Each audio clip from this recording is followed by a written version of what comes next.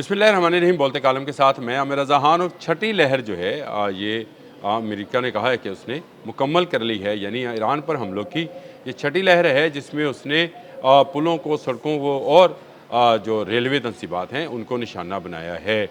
सूबा हर्मज़गान के जो गवर्नर हैं उनके मुताबिक मुख्तलिफ़ जगहों पर सिविलियन इंफ्रास्ट्रक्चर को निशाना बनाया गया है, जिसका पहले से डोनाल्ड ट्रंप ये ववेला कर रहे थे कि उन्होंने अचानक हमला करना है और पुलों को और इस तरह की चीज़ों को, जो सिविलियन इंस्टॉलेशन है उनको निशाना बनाना है। अभी तक उन्होंने जो निशाना नहीं बनाया है वो पावर हाउसेज़ हैं और उसके अलावा वाटर डिफिल्ट्रेशन के प्लांट्स हैं, जो कि उन्होंने कहा था कि वो उसको भी निशाना बना सकते हैं, लेकिन उसके लिए कोई डेडलाइन जो है नहीं देंगे। पहले उन्होंने डेडलाइन का कहा 1 हफ़्ते का, फिर उन्होंने कहा मैं डेडलाइन नहीं देता हूँ। लेकिन अब के जो है अमेरिका जो है रात के वक्त में अपने हमलों की छठी लहर जो है उसको मुकम्मल कर चुका है। सेंटकॉम के मुताबिक उसने इसमें फ़ौजी और सिविलियन अहदाफ को निशाना बनाया है। फ़ारस न्यूज़ एजेंसी का हवाला देते हुए बंदर अब्बास रेलवे जंक्शन सेक्शन को जो है वो निशाना बनाया गया है। इसके अलावा अलना न्यूज़ एजेंसी ने यह भी कहा है कि बंदर अब्बास में से हमीर तक की सड़क को मुकम्मल तौर पर ब्लॉक कर दिया गया है और इसमें जो है कोहरिस्तान जाने वाली सड़क को भी ब्लॉक कर दिया गया, यानी ये रास्ते जो हैं वो बंद कर दिए गए हैं। बहुत ही नाजुक और सख्त सूरत हाल है ईरान के लोगों के लिए, क्योंकि वहाँ पर हर आने वाले दिन के साथ हमलों का जो दायरा कार है उसको बढ़ाया जा रहा है। फ़ौजी से बंदरगाहों से शहरों तक और शहरों से अब वो सिविलियन आबादियों तक जो है इसको निशाना बना रहे हैं। कम्युनिकेशंस के जो रास्ते हैं उनको डैमेज किया जा रहा है और रेलवे का निज़ाम जो है उसको निशाना बनाया गया है। जिस तरह मैंने आपको बताया कि बंदर अब्बास में रेलवे जंक्शन पर जो है बमबारी की गई है, तो ये जंग का बढ़ता हुआ माहौल जो है मज़ीद हालात को पेचीदा कर रहा है। इन हालात में ईरान कभी मुज़ाकरात की टेबल पर नहीं आएगा। इस तरह एक तरफ तो ये बात है, दूसरी तरफ जेडी वैंस ने जो है जो नायब सदर हैं अमेरिका के, उन्होंने बड़ी अहम बात की है। उन्होंने कहा है कि इज़राइल इस सारी गेम के पीछे है और इज़राइल नहीं चाहता कि मुआहदा हो।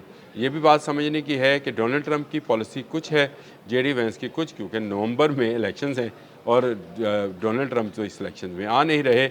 जो मुतवक्का उम्मीदवार हैं रिपब्लिकन के वो जेडी वैंस है और जेडी वैंस जो हैं वो खुलकर ये बात कर रहे हैं कि इस सारे काम के पीछे इजरायली हैं और बाकायदा इसके लिए अमेरिका के अंदर भारी पैमाने पर फंडिंग की जा रही है कि ये जंग जारी रहे, सुलह ना हो। जेडी वैंस आज बोल रहे हैं, मैं पिछले कई दिनों से ये बात कह रहा हूँ कि बाकायदा लॉबिंग की जा रही है कि ईरान के ख़िलाफ़ हमलों की मौजूदा लहर जो है ये बड़ी जंग में तब्दील हो जाए और ये बड़ी जंग जो है फिर ग्रेटर इसराइल की जो है उसके लिए इस्तेमाल की जा सके और मुख्तलिफ ममालिक पर अमेरिका की मदद से कब्ज़ा किया जाए। ये सारी सूरत हाल जो है ख़ित्ते को मज़ीद पेचीदा बना रही है। इस्माइल बकाई जो कि तर्जमान है ईरानी गवर्नमेंट के, उन्होंने भी कहा कि इन हालात में शायद मुआहदा आगे नहीं बढ़ सकता, क्योंकि मुआहदे के लिए ज़रूरी है कि दोनों फरीक जंग बंदी पर अमल दरामद करें।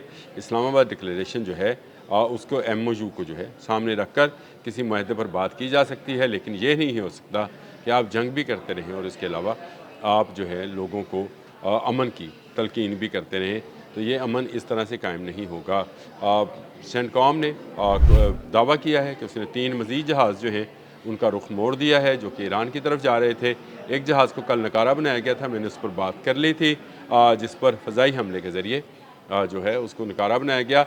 लेकिन 3 मज़ीद जहाज़ जो हैं ईरान से तेल लेने के लिए जा रहे थे, उनको रोक दिया गया है, उनका रास्ता तब्दील कर दिया गया है, इंतबाह जारी किया गया, जिसके बाद उनका रास्ता तब्दील कर दिया गया और ब्लॉकेड मज़ीद सख्त कर दिया गया है। यानी अब ईरान की आहिस्ता आहिस्ता वो ऑक्सीजन जो कि तेल की सूरत में वो हासिल करता है वो बंद की जा रही है। चीन पर इल्ज़ामात लगाए जा रहे हैं। डोनाल्ड ट्रंप ने इलेक्शंस में मैनिपुलेट करने का चीन पर भी इल्ज़ाम लगा दिया है। इसका मतलब ये है कि वो भी अपनी दुश्मनी का दायरा कार जो है बढ़ा रहे हैं। डोनाल्ड ट्रंप के ताज़ा तरीन बयान के मुताबिक इलेक्शंस में चीन ने मुदाखलत की थी और अब उन्होंने कह दिया है अपनी इंटेलिजेंस एजेंसी से कि वो रिपोर्ट जारी करें कि चीन ने किस तरह से असरअंदाज होने के लिए डाटा चोरी किया था और उसके बाद उन्होंने जो है तमाम सूरत हाल को ख़राब करने की कोशिश की थी ताकि डोनाल्ड ट्रंप जो है हुक्मरान ना आएँ। तो इसका मतलब ये है कि ये जंग जो कि आमने हमज़ में हमें नज़र आती है, ये अब मज़ीद फैलने की तरफ बढ़ रही है और इस जंग के नतीजे में किसी मुल्क का भला होने वाला नहीं नज़र है, क्योंकि सारी दुनिया की इकॉनमी जो है रुक गई है।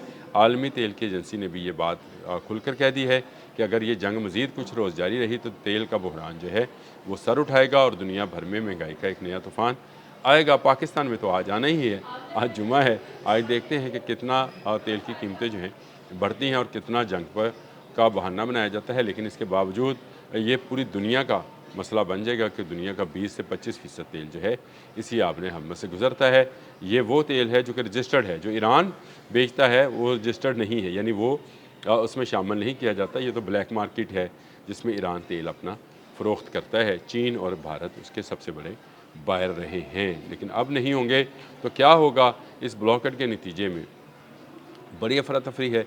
अमेरिका ताक ताक कर जो है वो निशाने लगा रहा है और ईरान की सरकारी नशरियाती अदारे ने ये कहा है कि शहर में जो है बड़े पैमाने पर, यानी तेहरान में बड़े पैमाने पर भी जो है हवाई अड्डों पर हमला हुआ है।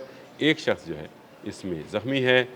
इस तेहरान के बाद ईरान के मुख्तलिफ़ शहरों में बिजली के तनसीबात और ईंधन की टैंकों को भी नुकसान। ये भी फ़ारस न्यूज़ एजेंसी की खबर है जो कि BBC ने शाया की है, तो मैं आपको तक बता रहा हूँ। बूशहर के नायब सियासी और सिक्योरिटी गवर्नर जो हैं एहसान जहानिया ने कहा है कि सूबे पर हमले के नए दौर में आज सुबह दस्ती काउंटी के एक मुकाम को निशाना बनाया गया। उन्होंने इसकी तस्दीक की कि मुतअद्दिद मिसाइल बूशहर एयरबेस और नेवल बेस को निशाना बनाया। ईरानी मीडिया ने इतला दी कि अमरीकी हमलों ने बंदर लंगा के करीब वो निशाना बनाया है। महर एजेंसी ने बंदर हमीर में पुलों को निशाना बनाने की बात की है।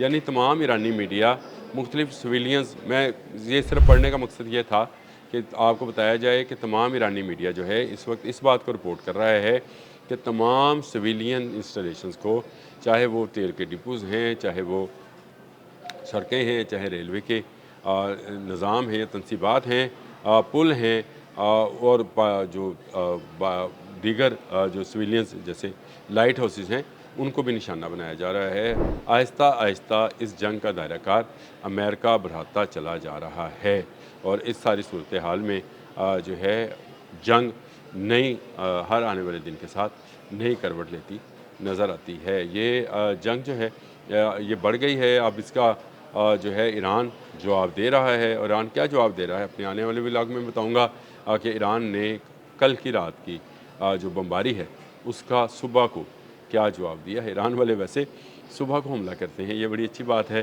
कि उन्होंने ये रखा हुआ है कि अगर हमला होगा तो हमला किया जाएगा, और उन्होंने भी बहुत सारी जगहों को निशाना बनाया है। इसके साथ साथ अमेरिका जो है मज़ीद इस जंग में शामिल होता चला जा रहा है। JD वैंस का मैंने आपको बता दिया, डोनाल्ड ट्रंप की चीन के ख़िलाफ़ जो सूरत हाल है उस पर बता दिया आपको, और JD वैंस की ये कहना कि इसराइल इस जंग को बंद नहीं होने दे रहा, बिल्कुल सही कह रहा है। अब तक के लिए इतना ही।